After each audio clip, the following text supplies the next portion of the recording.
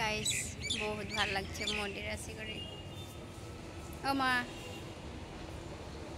পূজা করি আছে মা, সরি मैं भुला जा रही पूजा करी আছে দিয়ে।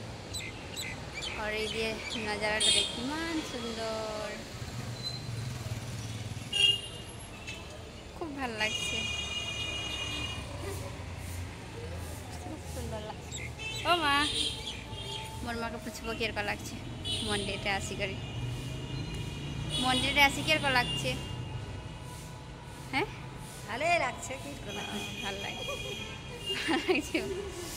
ভাল লাগাটাই লাগে গাইস। আমাদের এখন যেহেতু ঘুরলেই এটি আমরা যাব হাঁদে বাবা তোলেন, আমরা দর্শন করার তোলেন আমরা ফটো মারবো বলে ভাবলি 3 কপি মান ফটো মারলি সাগে বাবার সঙ্গে আর মার সঙ্গে তোলে নামিয়ে দিল। তো এই যে আমরা 3 জনই আছি, ই আছে আর মাই আছে আর মা আছে। এটি আমরা রুম যাব, খুব ভাল লাগে। হ্যাঁ মন্দিরটা আসি মনটা খুশ হয়ে যায়।